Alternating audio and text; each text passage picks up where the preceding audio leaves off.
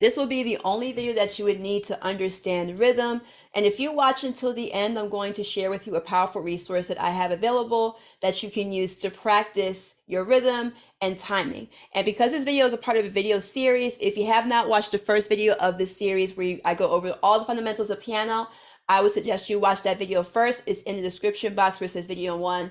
Then come back to this video. It'll make it a lot easier to digest. So what I'm going to do is I'm going to go over all the basics of rhythm that you need to understand in terms of how timing works in music and how the rhythm notes play into that timing. So with that said, we've talked about in the previous videos, we talked about how the staff works. The staff is that 5 lines, 4 spaces. I know that's horribly written. Let me see, 1, 2, 3, 4, 5. Yeah, so 5 lines and 4 spaces is the staff, right?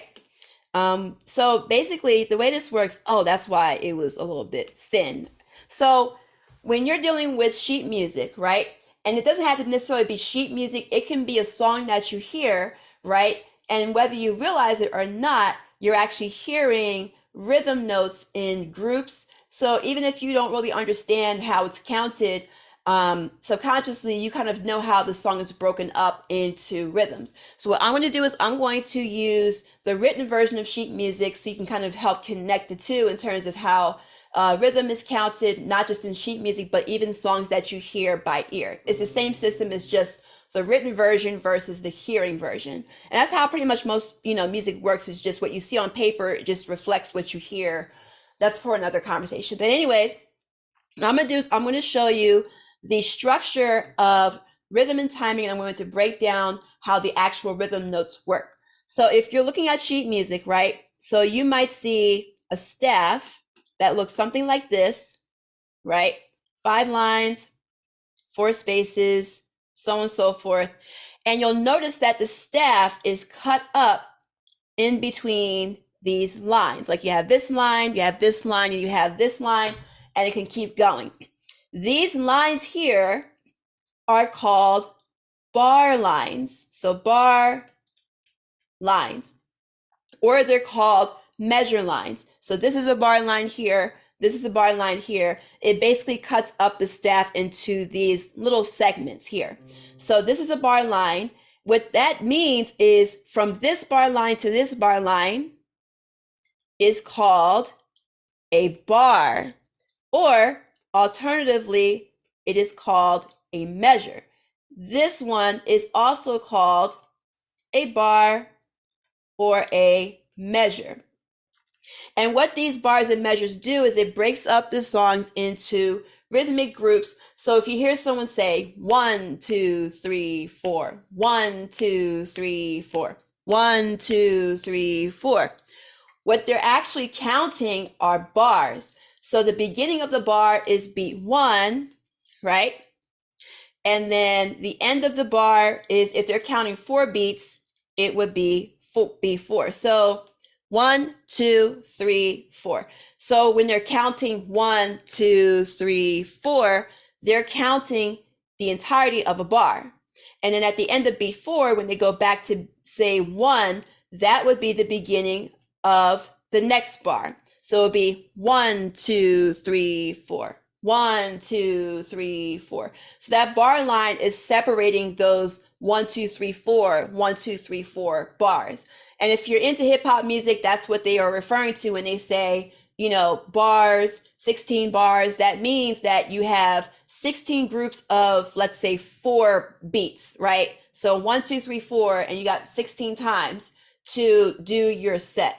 So that bar is referring to the exact same thing as you see here. So when you're listening to music, even without the sheet music, you can hear you can kind of hear the rhythmic pattern. If it goes 1, 2, 3, 4, 1, 2, 3, 4, you can hear how that song is broken up, and that's what you're actually hearing is these bars and these measures. Now, what you have to also understand is that for each of these beats, there's this thing called emphasis. Beat 1 is always going to be the most emphasized beat of the measure. 1, 2, so it's like the strongest beat. 1, 2, 3, 4. 1, 2, 3, 4. 1, 2, 3, 4. Right?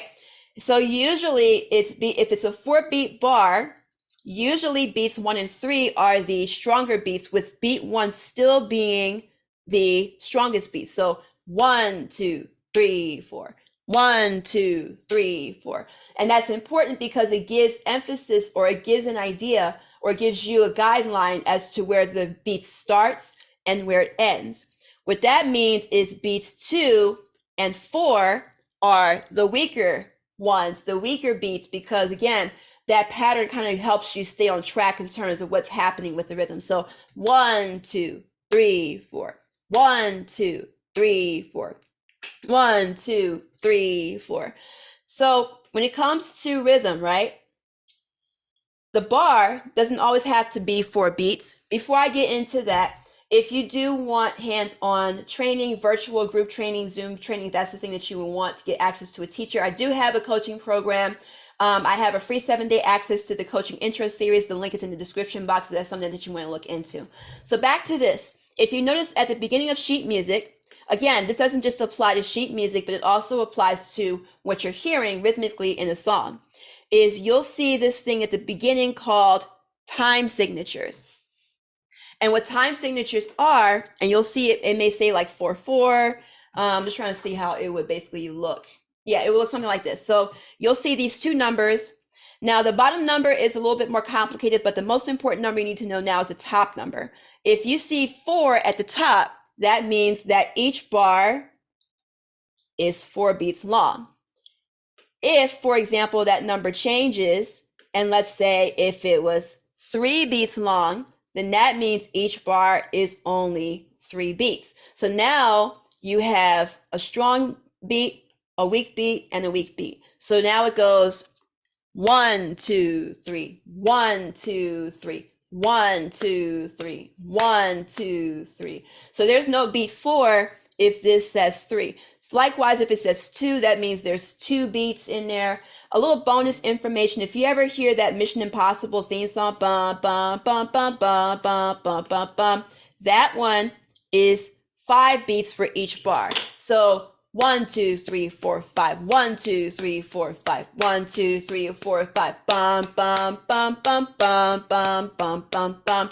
So all of this applies even to other popular songs that you wouldn't think would be even connected to this. Now, as far as the bars themselves, this is how the rhythm structure is.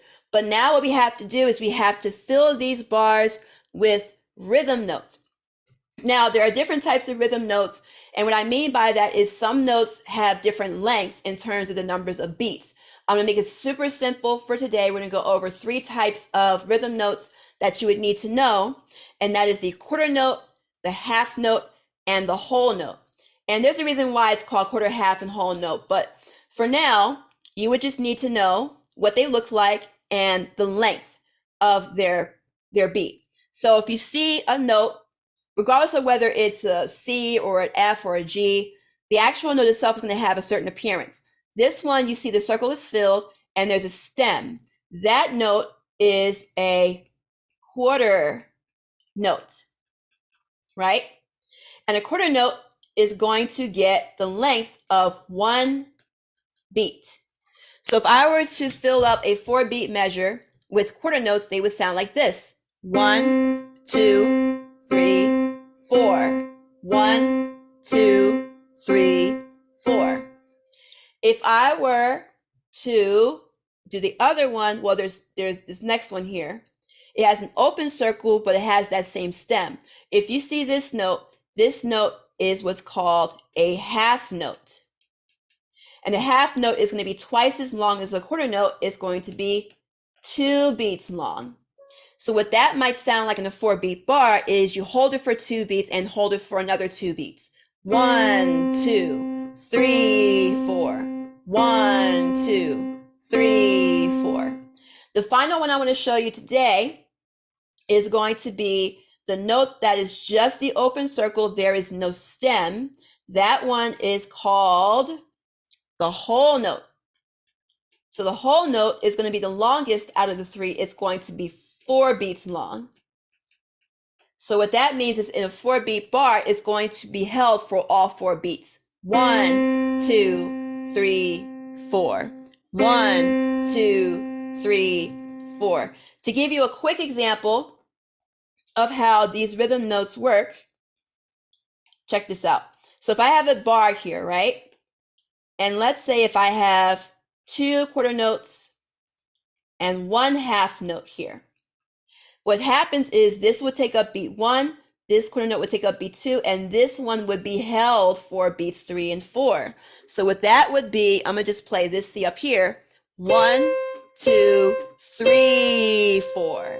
And that's pretty much how those notes would be counted. That's just one example of when you see rhythm notes in sheet music, the value of those notes have to equal whatever the number of beats in that bar is. So if the bar is 3 beats long, whatever combination of notes are in that bar, it has to equal exactly 3 beats to be in accordance with that particular measure or that time signature.